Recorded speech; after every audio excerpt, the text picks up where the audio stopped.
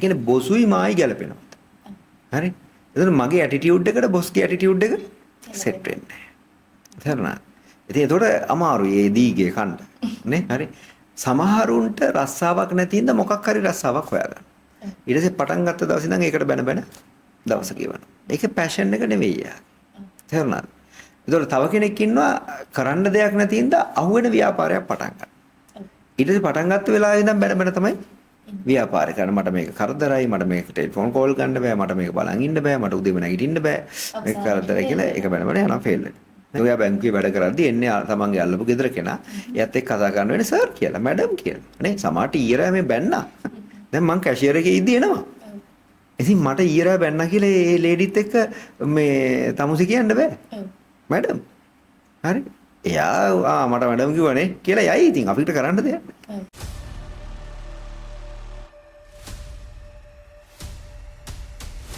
වර්තමානයේ අපි සමස්ත සමාජය කොටස් දෙකකට බෙදුවොත් මෙතන එක කොටසක් ජොබ් එකක් කරනවා. අනිත් කොටස බිස්නස් එකක් කරනවා. ජොබ් එකක් කරනවා වුණත් බිස්නස් එකක් කරනවා වුණත් අපි දකිනවා ගොඩක් වෙලාවට මේ කියන කාරණා දෙක ඇතුළෙම පුද්ගලයා කියන කෙනා ජීවත් වෙන්නේ සතුටින් නෙමෙයි. ඉතින් මෙන්න මේ කියන කාරණාව සම්බන්ධයෙන් අද දවසේ අපි සාකච්ඡාව ගොඩනගන්නට හිතුවා. අද දවසේ බොහොම ගෞරවයෙන් පිළිගන්නවා බිස්නස් සයිකොලොජිස්ට් කෝපරේට් ට්‍රේනර් ආචාර්ය චමින්ද මලවසේකර මහතා. ආචාර්යතුමනි ජොබ් එකක් කරද්දී බිස්නස් එකක් කරද්දී ඇයි කෙනෙක්ට ඒක එන්ජොයි කරන්න නොහැකි වෙන්නේ? සන්ධ්‍යා හොඳ පොදු මාතෘකාවක්. ඒ කියන්නේ සතුට එන්ජොයිමන්ට් එක කියන එක හරි අමාරුවෙන් ගන්න තියෙන දෙයක්. හැබැයි අත්‍යවශ්‍ය දෙයක්. ඒ කියන්නේ කෙනෙක්ගෙන් ඇහුවොත් එහෙම ඔයා බොන්න බලාපොරොත්තු වෙන්නේ කවුද කියලා ගොඩක් අය කියන්නේ සල්ලිම තියෙන කෙනෙක්. මේ වගේ තනතුරක් තමයි බලාපොරොත්තු වෙන්නේ. මගෙන් ඇහුවොත් කියන්නේ නෑ මට ඕනේ මේ ලෝකේ සතුටෙන්ම ඉන්න කෙනා බවට පත් වෙන්න. එතකොට ඔය සතුට කියන එක රැකියාවේදී හෝ ව්‍යාපාරෙදී නැති වෙන්න ප්‍රධාන වශයෙන්ම බලපාන්නේ තමන්ට නොගැලපෙන එකක් තෝරගෙන. එතකොට ඒ නොගැලපීම මතනේ අසතුටක් ඇති වෙන්නේ. එතකොට ක්‍රම දෙකක් තියෙනවා. එක්කෝ නොගැලපෙන එකක් ගලප ගන්න. හරි. එහෙම නැත්නම් ගැලපෙන එකක් හොයා ගන්න ඕනේ. දැන් ඔය කසාදෙදි පොරොන්දම් බලනවා කියලාත් ඕකනේ කරන්නේ. හරි පොරොන්දම් බලනවා කියලා කරන්නේ ඒක ජ්‍යොතිෂයට අනුව බලනවා ගැලපෙනවාද කියලා. ඉතින් එහෙම බලන්න ටිකක් අමාරුයි. හැබැයි කසාද බඳිනකොට යාළු වෙලා කසාද බඳිනා ඉන්නේ. ඒගොල්ලෝ බලනවා අපි දෙන්න ගැලපෙනවද? ගැලපෙනවද කියලා බලලා තමයි දෙන්නේ. ඒතර සමහරවිට ඔය ගැලපීමම නොගැලපීමක් වෙන්න ඕනේ. ඒ කියන්නේ දෙන්න සමාන වුණොත් හරියන්නේ නැහැ. දෙන්නෙක්ින්ද තමයි ගැලපෙන්නේ. හරි. එතකොට දැන් අපි ව්‍යාපාරයක් කරත් රැකියාවක් කරත් අන්න ඔය ගැලපීම බලන්න ඕනේ. ඒ කියන්නේ බොසුයි මායි ගැලපෙනවා. හරි. එතන මගේ ඇටිටියුඩ් එකට බොස්ගේ ඇටිටියුඩ් එක සෙට් වෙන්නේ නැහැ. තේරුණාද? ඉතින් ඒතකොට අමාරුයි ඒ දීගේ කන්න. නේ? එහෙම එක්කෝ බොස්ගේ ඇටිටියුඩ් එක මගේ ඇටිටියුඩ් එකට සමාන කරගන්න ඕනේ. දැන් ව්‍යාපාරය කරද්දිත් ව්‍යාපාරිකයාගේ සේවකයාගේ ඇටිටියුඩ් එක. දැන් ඔය දෙකම දෙපැත්තක්. ව්‍යාපාර කරනවා එක්ක රැකියාව කරනවා. දැන් මොකද්ද වෙන්නේ? කෙනෙක් කරන ව්‍යාපාරයක තව කෙනෙක් රැකියාවක් කරනවා. හරි. එතකොට අනිත් එක්කන එතකොට ඔය දෙකම එකයි. හරි. ඒ කියන්නේ ව්‍යාපාරිකයා සැටිස් නැහැ කියන්නේ බොස් සැටිස් නැහැ. සේවකයා සැටිස් නැහැ කියන්නේත් කම්පැනියේ සේවකයා ඒක තෘප්තිමත්. ඒ කියන්නේ මේ යන්නේ තමන් එන්ජොයි කරන තැන නෙවෙයි. දැන් මම බොස් නම් මම බලන්නේ එයා මේ කරන වැඩේට ආසාවෙන් කරන කෙනෙක් හොයාගන්න. ඒතකොට මම උත්සාහ කරනවා මගේ ඉන්ටර්විව් එක තුල මේක එන්ජොයි කරන කෙනෙක් හොයාගන්න මගේ වැඩේට. එතකොට මම ඒක එන්ජොයි කරන්න. දැන් ඔතනදී ප්‍රධාන හේතුවක් තමයි මම කියන්නේ නොගැලපීම. හරි. සමහරුන්ට රස්සාවක් නැති ඉඳ මොකක් හරි රස්සාවක් හොයාගන්න. ඊට පස්සේ පටන් ගත්ත දවසේ ඉඳන් ඒකට බැන බැන දවස ගෙවනවා. ඒක පැෂන් එක නෙවෙයි යා. තේරුණාද? ඒතකොට තව කෙනෙක් ඉන්නවා කරන්න දෙයක් නැති ඉඳ අහුවෙන ව්‍යාපාරයක් පටන් ගන්න. ඊට පස්සේ පටන් ගත්ත වෙලාවේ ඉඳන් බැන බැන තමයි ව්‍යාපාරය කරන. මට මේක කරදරයි, මට මේක ටෙලිෆෝන් කෝල් ගන්න බෑ, මට මේක බලන් ඉන්න බෑ, මට උදේම නැගිටින්න බෑ, මේක කරදරයි කියලා ඒක බැන බැන යනවා ෆේල් වෙනවා. හරි. දැන් මොකද්ද වෙන්නේ මේ අසතුට එන්නේ උතෙන්ට. කියන්නේ ඒ අසතුටෙන් ඉන්න පුරුදු වුණ කෙනාට මොනවද දුන්නත් එතන එහෙම තමයි. ඒ හින්දා ව්‍යාපාරිකයෙක් වේවා සේවකයෙක් වේවා Tamanට සතුටෙන් ඉන්න ඕනේ නා. Taman කැමති දේ තෝරගන්න. Taman දක්ෂ දේ තෝරගන්න. හරි. එතකොට එතන තමයි පැෂන් එක කියන එක තියෙන්නේ. තමන්ගේ පැෂන් එකට ගැලපෙන එක තෝරගන්න. එහෙම නැත්නම් අඩුතරමේ හම්බුණ එක තමන්ගේ පැෂන් එක බවට පත් කරගන්න. තේරුණාද? හම්බුණ එක තමන්ගේ පැෂන් එක බවට පත් කරගන්න. එතකොට බැංකුවක වැඩ කරන්න ගියපු කෙනෙක් හිතනවා නම් මට ඉඳගෙන ඉන්න බෑ. මට මේ එන කස්ටමර්ට සර් කියන්න බෑ කියලා එතන ගැටලුවක් නේ. එක්කෝ එයා ඒකට කැමැත්තක් ඇති කරගන්න ඕනේ. එහෙම නැත්නම් එයා ඒක සර් කියන්නේ නැති තැනක පිටිපස්සට යනවා. තේරුණා දැන්? සමහරවිට තමන්ගේ අල්ලපු ගෙදර කෙනා આવොත් කතා කරන්න වෙන්නේ සර් කියලා. නේ? මොන තරහ තිබ්බා සර් කියන්න වෙනවා. අපි දෝයා බැංකුවේ වැඩ කරද්දී එන්නේ තමන්ගේ අල්ලපු ගෙදර කෙනා. එයාත් එක්ක කතා කරන්න වෙන්නේ සර් කියලා, මැඩම් කියලා. නේ? සමහරට ඊයරා මේ බැන්නා. අල්ලපු ගෙදර. ඊයරා මාර වලි. හරි. ඊයේ මේ කුණු දාලා ලොකු වලියක්. දැන් මං වැඩ කරන්නේ බැංකුවේ. හරි. අර අල්ලපු ගෙදර කෙනා අපේ බැංකුවේ කස්ටමර්. දැන් මං කැෂියර් එකේ ඉද්දි එනවා. ඉතින් මට ඊයරා බැන්නා කියලා ඒ ලේඩිත් එක්ක මේ තමුසි කියන්න බෑ. මැඩම්. හරි. එයා මට මැඩම් කිව්වනේ කියලා යයි. ඉතින් අපිට කරන්න දෙයක් නෑ. ඒක තමයි අපේ විදිය. එහෙනම් අපි ඒකට හුරු වෙන්න ඕනේ. ඒකට හුරු වෙන්න ඕනේ. එතකොට මම කියන්නේ තමන්ගේ පැෂන් එක බවට පත් කරගත්තාම මේක එන්ජොයි කරන්න පුළුවන්. ආශාවර්ධන ගොඩක් වෙලාවට අපි සංවාද ගෙන යද්දී මේ පැෂන් එක කියන කාරණාව මතුවන අවස්ථා තිබුණානේ. සරලවම අපි කෙනෙක්ට තේරුම් කරලා දුන්නොත් හැමතැනකදීම අපි කතා කරන ව්‍යාපාරයක් ෆේල් වෙන්නේ. ව්‍යාපාරය අපිට එන්ජොයි කරන්න බැරි වෙන මේ හැම දෙයකම පැෂන් එක බලපානවා කියන කාරණා.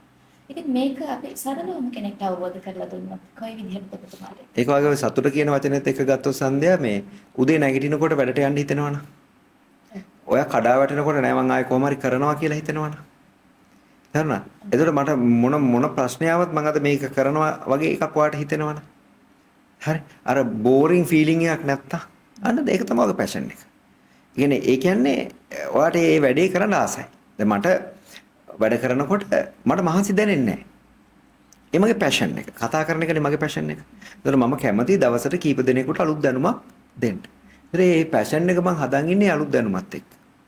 ඒතර මේ අලුත් දැනුම දෙන්න වැඩ කරනකොට මං හැම වෙලාවෙම හිතන දෙයක් තමයි මගෙන් කවුරු හරි දෙයක් ඉගෙන ගන්න. ඒතර මගේ පැෂන් එක තමයි කියලා දෙන්නේ. මගේ පැෂන් එක තමයි දැනුවත් කරන්නේ. ඉතින් එතකොට මට උදේද දවල්ද රැයද කියලා මට මහසි දැනෙන්නේ. මොකද මම පැෂන් එකට හරියන දෙයක් තමයි කරමින් ඉස්සරහට යන්නේ. ඉතින් ඒ නිසා පැෂන් එක තේරුම් ගන්න හොඳම දේ ඔයාලට බෝරින් නැත්තම්, එපා වෙලා නැත්තම්, උදේ නැගිටලා වැඩට යන්න හිතෙනවා නම්, ඔයාලගේ බිස්නස් එකට යන්න හිතෙනවා අන්න එතන තියෙන්නේ පැෂන් එක. ආචාර්යතුමනි දැන් අපි වීඩියෝ පටන් ගන්නදී කතා කරා ජොබ් එකක් කරනකොට, බිස්නස් එකක් කරනකොට ඒක එන්ජොයි කරන්න කෙනෙක්ට පුළුවන් වෙන්න ඕනේ කියන කාරණා. ඉතින් මේ විදිහට සතුටින් මේ ව්‍යාපාරය කරන්න, ජොබ් එක කරන්න මොනවද පුද්ගලයෙක් විදිහට ඇති කර ගන්න ඕනේ පුරුදු හැබිට්ස්? අංක එක තමයි නෙගටිව් එන්වයරන්මන්ට් එකෙන් අයින් වෙන්න ඕනේ. සතුටෙන් ඉන්න නම් පුළුවන් තරම් නෙගටිව් මිනිස්සු අයින් කරන්න ඕනේ. මගේ ලයිෆ් එකේ නම් මංගෙන් කවුරු හරි ඇහුවොත් ඔයා කාවද අයින් කරන්නේ? මම කෙලින්ම කියන්නේ නෙගටිව් අයව අයින් කරන්න. ඒක බෝ වෙනවා. දෙක තමයි Tamanට විනයක් තියෙනවා. ඒක ෆයිනෑන්ෂල් විනයක් වෙන්න පුළුවන්. ඒ කියන්නේ අපිට හම්බ කරන්න පුළුවන් අපි වියදම් කරන්න දන්නේ නැහැ. අපිට දැකපු දේ ගන්න ඕනේ. සල්ලි කීයක් හරි හෙද්දී අඩුපාඩු 100ක් විතර අපිට මැවෙනවා. එහෙම නෙමෙයි. බජට් එකක් හැදුවා නම් මේ මාසේ බජට් එක වියදම් කරලා ඒකින් අපිට පුළුවන්. ෆයිනෑන්ෂල් ඩිසිප්ලින් එකක් තියෙන්න ඕනේ. තේරුණාද? ඒ විතරක් නෙමෙයි. අර දැනුම හඹාගෙන යාමේ. ඒ කියන්නේ අපි අලුත් දෙයක් ඉගෙන ගන්න ඕනේ. මම මේක සියල්ල දත් කියලා ඉන්නේ නැතුව. ඒතකොට තමයි අර පැෂන් එකට මම කිව්ව ස්කිල් එකක් ඕනේ කියලා. ඒ ස්කිල් එක ඩෙවලොප් වෙන්නේ එතෙන්ට. හරි? ඒතකොට ඒක කරන්න ඕනේ. ඊළඟට අර කරන හැමදේම තව කෙනෙකුට සේවයක් සපයනවා කියලා හිතලා එන්ජොයි කරන්න ඕනේ. අපි මේ කරන්නේ සර්විස් එකක්. දැන් කෙනෙකුට හිතෙන්න පුළුවන් මේ YouTube එක ගහගෙන අපි මොනවද මේ කරන්නේ කියලා. හැබැයි මේකෙන් 5 දෙනෙක් මේක අහලා හැදෙනවා වෙන්න පුළුවන්. තේරුණාද? ඒ කියන්නේ ඒ ෆීලිං එක අපිට එන්න ඕනේ. එතන තමයි පැෂන් එක තියෙන්නේ. ඒ කියන්නේ මට මේ ගොඩක් අය කියනවා දැන් සර් කින්දා අපි ළමයින්ට ගහන්නේ. මට ඕන තරම් හම්බ වෙලා තියෙනවා. ඒ කියන්නේ මම ළමයි ගැන කරන වීඩියෝ සීරීස් එකක් යනවා. හැබැයි මට මහන්සි. ළමයි ගැන හැමදාම වීඩියෝ එකක් දාන්න ඕන. මම වීඩියෝ දෙකක් දානවා. ඒතකොට මේක රෙකෝඩ් කරන්න ඕනේ, එඩිට් කරන එක බලන්න ඕනේ, මේකට ස්ක්‍රිප්ට් එක ලියන්න ඕනේ. මේක ලේසි නෑ. මේක මහන්සි. තේරුණාද? හැබැයි මට ඒක දැනෙන්නේ නැත්තේ අර එළියේ යනකොට මට ඇහෙනවා සර් හින්දා අපේ පුතාට දැන් අපි ගහන එක නැවැත්තුවා. සර් හින්දා දැන් දරුවට බනින එක නැවැත්තුවා. සර් හින්දා දැන් දරුවා නැවැත්තුවා. දැන් ස්පෝර්ට්ස් වලට දාලා තියෙන්නේ. දැන් මොකද්ද මම මේ හදන්නේ? මේ රටේ අනාගත පරපුර මානසික පීඩනයක් නැති ළමයි 10 දෙනෙක් හැදෙනවා නම් ඒ සතුටනේ මට තියෙන්නේ. අන්න එතන මම එන්ජොයි කරනවා. එතන මට මහන්සි නෑ. නේ ට්‍රේනින් එකකට ගිහිල්ලා බිස්නස් කියන්නේ ඊට වඩා හාත්පසින්ම වෙනස් එකක්.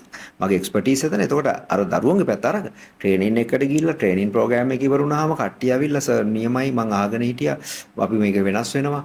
ඔක්කොම වෙනස් වෙන්නේ නැහැ කියලා මං දන්නවා. හැබැයි දෙන්නෙක් වෙනස් වුණා. ඒ වෙනස් වීම තමයි මගේ සතුට.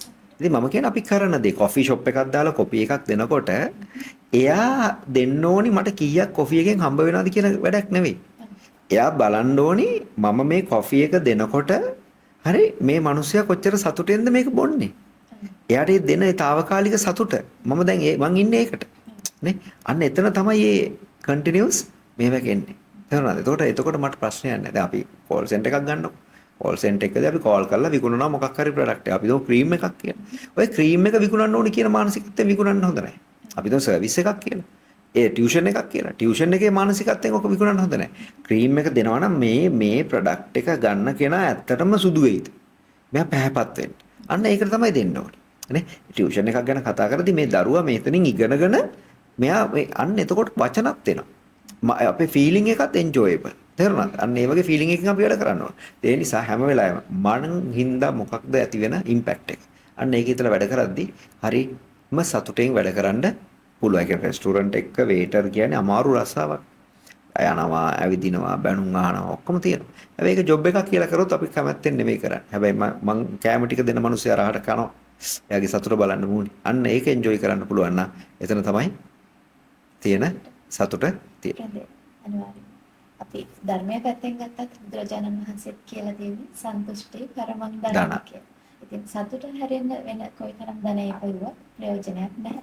ඒ නිසා අපි අද ඉඳන් ජොබ් එකක් කරත් ව්‍යාපාරයක් කරත් සතුටින් මේ දේ කරන්නට අවශ්‍ය ඒ වපසරිය ඒ වටපිටාව හදාගන්න අපි ඒ තුල ගොඩනැගිමු කියන ප්‍රාර්ථනාව එක ඒ ඉල්ලීමත් එක්ක අද දවසේ වැඩසටහන නිමා කරනවා. බෙහෙනම ස්තුතිවන්ත වෙනවා ආචාර්යතුමනි මේ වටිනා කියන අදහස් ටික අපත් සමග බෙදා හදා ගත්තාට. ස්තුතියි.